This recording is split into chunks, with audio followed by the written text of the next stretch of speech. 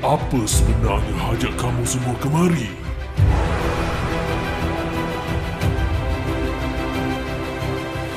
Kami datang ke Baraju disebabkan Gambani.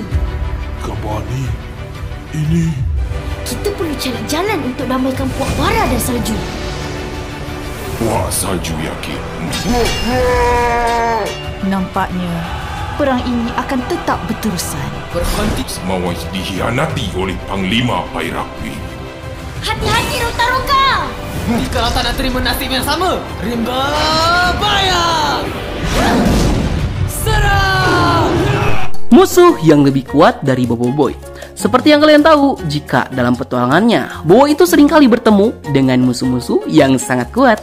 Bahkan terkadang, musuh-musuhnya berhasil mengalahkan Boboiboy dan membuat Boboiboy itu hampir kehilangan nyawanya.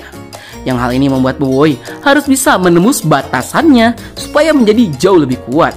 Sehingga di konten kali ini, Nat ingin melanjutkan pembahasan musuh-musuh Boboiboy yang terkuat, yang bahkan beberapa di antaranya hampir membuat Boboiboy tamat lebih awal. Dan di daftar ini juga ada musuh Boboiboy yang kuat yang akan muncul di arc berikutnya, yaitu arc Baraju, yang akan mengagetkan kalian sih. Oke lah, daripada kelamaan di intronya, mending langsung saja kita mulai. Musuh terkuat Boboiboy terbaru, part 2. Let's check this out. Yeay!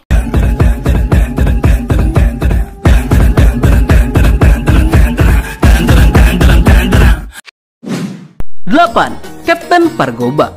Debut pertama kali di Boboiboy Galaxy episode ke-22, Captain Fargoba merupakan seorang perompak luar angkasa yang memimpin komando dari armada besar Lalun Angkasa.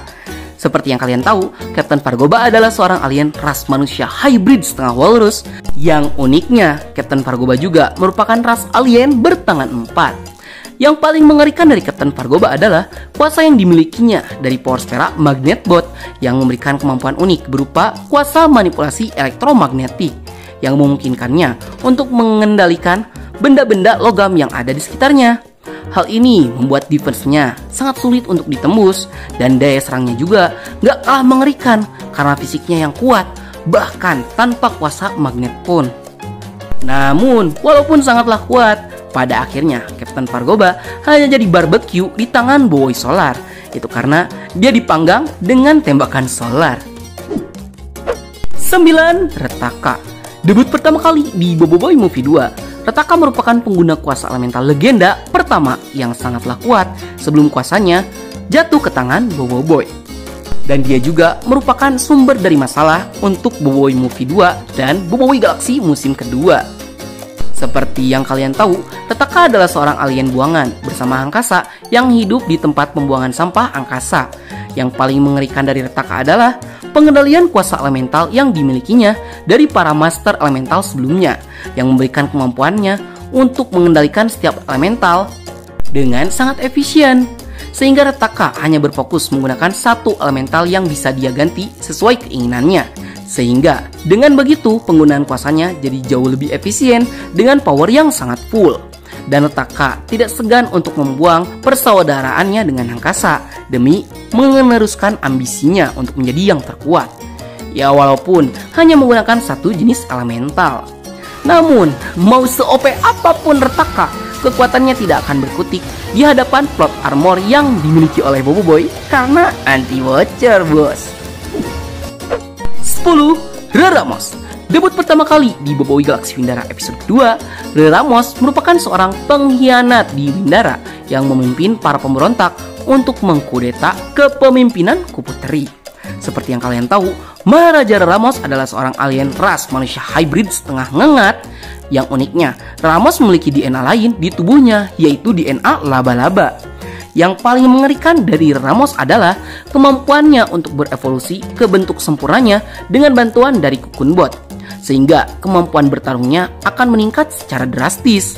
Dengan evolusi sempurnanya, Reramos memiliki kemampuan yang mengerikan seperti jaring yang lengket, kuku yang tajam, dan yang paling menyeramkan adalah kemampuan regenerasi dengan cara menyerap energi kehidupan lawannya. Namun, walaupun mendominasi pertarungan di awal, semuanya itu tidak akan ada gunanya di hadapan Boboiboy Beliung yang kehilangan kendali. 11. Boboiboy Uncontrol. Seingat banget ya, pertama kali Boboiboy kehilangan kendali itu di Boboiboy musim 3 episode 15, yang dimana Boboiboy Api pertama kali diperkenalkan sebagai pencenayah api. Hal ini berlanjut ketika Boboiboy Api harus berhadapan dengan Boboibot, yang pada akhirnya malah merusak nama baik Boboiboy sebagai pahlawan. Setelah hiatus di movie pertama, Boboiboy Galaxy musim 1 dan movie kedua, dan Boboiboy Galaxy Sorry, Boboiboy kembali kehilangan kendali di Boboiboy Galaxy Windara saat membangkitkan kuasa elemental tahap 3-nya yang membuatnya bertarung secara membabi buta. Dan kemudian kehilangan kendali Boboiboy akan ada di puncaknya di Boboiboy Galaxy Baraju nanti. Itu karena Boboiboy Blaze dan Boboiboy Ice saling bertarung dengan membabi buta, yang itu malah hampir menghancurkan planet Baraju. 12. Kirana. Debut pertama kali di komik Boboiboy Galaxy musim kedua isu 23, Kirana merupakan seorang putri mahkota dari kerajaan Gurlatan, sekaligus pewaris asli kuasa elemental Voltra. Seperti yang kalian tahu, Kirana merupakan musuh dalam selimut di Ark Gurlatan.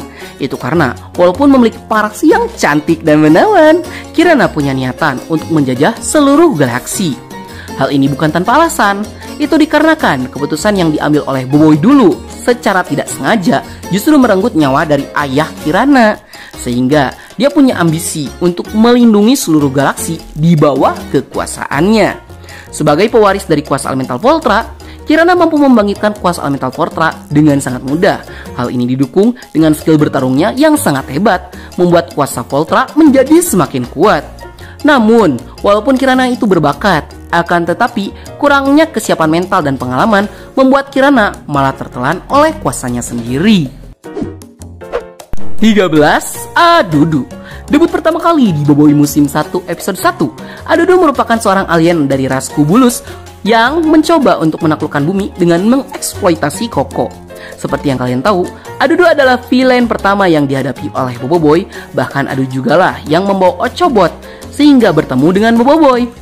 Yang paling mengerikan dari Adudu adalah sifat pantang menyerahnya, sehingga walaupun berkali-kali dikalahkan sama Boboiboy, dia tetap bangkit dan bangkit lagi. Ditambah kecerdasannya menjadi senjata terkuatnya. Ya walaupun ia adalah karakter tanpa kuasa Power Spera.